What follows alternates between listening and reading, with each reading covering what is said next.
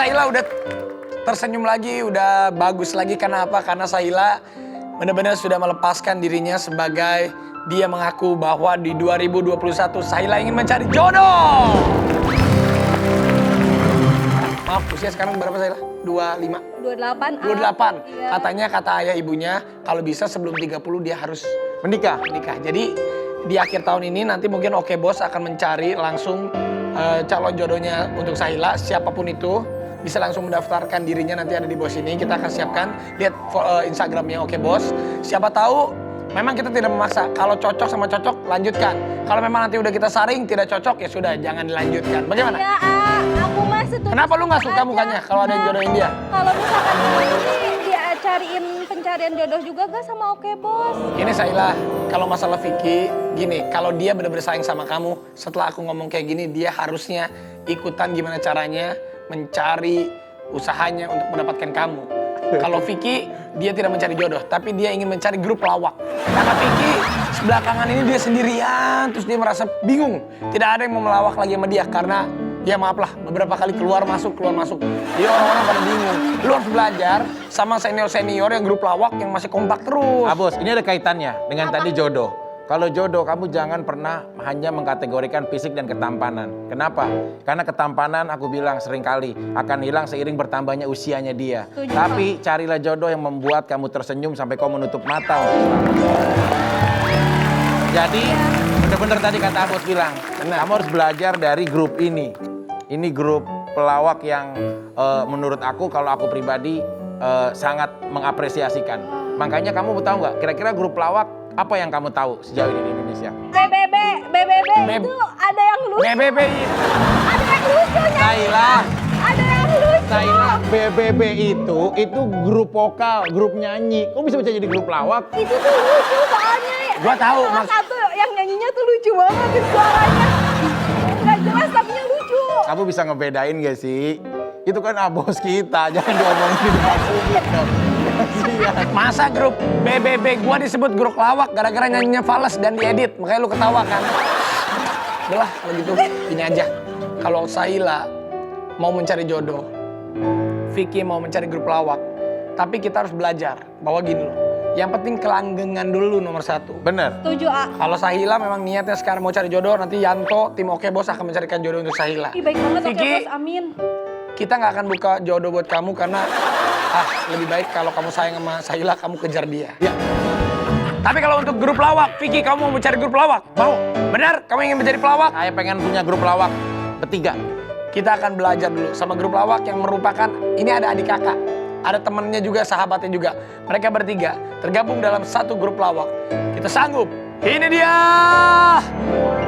Bagito.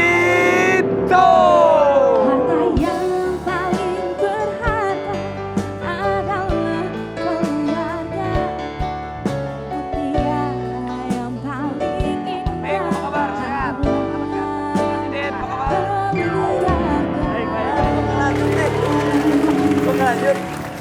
Bang.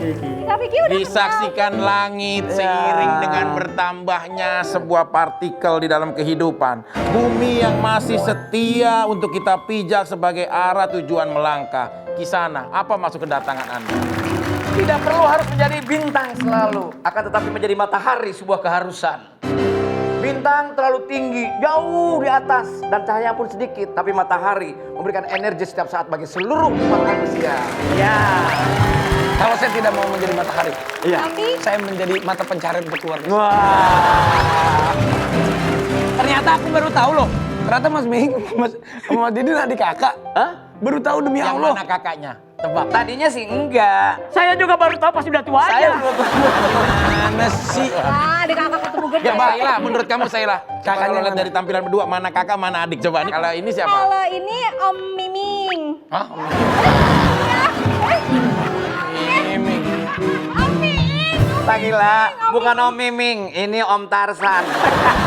Biar tambah jauh. Om Miming. Ini siapa? Ini Om Miming, ini Om Didi. Didi. Ya makasih. Ya kita harus maklum Vicky. Ya. Yang tahu kita itu adalah ibunya dia. Mungkin itu juga ibunya waktu SMP tahu. Tapi Om, jujur sih, aku tuh lahiran 92, tapi aku tuh kayaknya nonton Bagito tuh pas aku masih Belita, jadi kayak masih sekeliwatan tuh aku ngeh muka-muka. Ya udah kamu sekarang tebak mana kakak mana adik. Ini kakaknya. Berarti lebih tua gue nih ya. Ini Om Miing adanya. Alah. Saya uaknya. Selamat datang, kita ketemu lagi di Baso Bagito Show. Silakan dulu. Ya berarti yang kakaknya itu Om. Om Miing. Ya, Om Miing kakaknya. Saya kakaknya. Berapa bersaudara, Om Miing? Hah? Berapa bersaudara? Berdua doang? Enggak dong, Raffi. 10 semuanya. Yang benar, Om. Loh, orang zaman dulu itu ayah saya dan ibu saya itu punya anak 12, meninggal 2, tinggal 10. Orang kampung begitu. Tapi Tahu? kok yang lain nggak ada yang mengikuti jejaknya di pelawak? Cuman berdua aja nih. Nggak ada. Kita juga nggak punya. Masa cita-cita jadi pelawak. Sekarang Raffi kumpulin anak SD se-Indonesia, tanya ada yang mau jadi pelawak nggak? Nggak bakalan ada yang mau. Nggak ada. Itu bukan pilihan cita-cita. Bukan pilihan. Nggak tahu kalau sekarang. Dulu untuk jadi pelawak itu tidak pernah menjadi cita-cita. Mau jadi insinyur pasti, sarjana hukum, pilot, dokter. Kalau jadi pelawak nggak ada. Sebab apa? Dalam dunia kesenian pun oleh masyarakat pelawak dianggap kasta yang terendah. Oh, kenapa? Gitu. Iya. Kenapa Coba. bang? Kok bisa dibilang kasta Loh. terendah? Kalau setua ini pun kalau anak kecil di zaman dulu waktu kita masih dikenal gitu, panggilnya Miing, padahal udah punya anak loh. Oh iya juga. Iya. Artinya mungkin merasa dekat barangkali ya, karena iya. sifatnya komedi, humor. Betul. Seolah-olah mereka tanpa batas. Kalau sama Rafiq, rapi, susah. Rapi gitu aja. Si Playboy suka, padahal setia. Oh, depan TV. tapi Kalau kamu sih pantes, kalau Playboy juga keren. lumayan ya. Om Miing ya. Iya dong. Emang nggak sampai nggak pantas bang? Apa? Ya enggak sih, enggak nanya.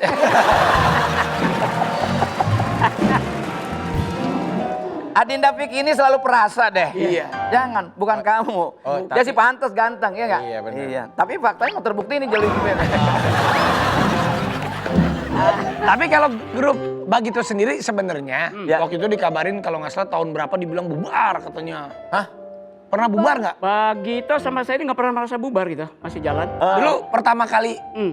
akhirnya berdua nih adik kakak memutuskan, yaudah dah abang ade kita jadi ngelawak aja dah. Itu apa tuh Jadi sebenarnya gimana sih? ceritanya dulu saya pegawai negeri ya, di Mahkamah Agung. Dan Yang sering heboh itu. Iya.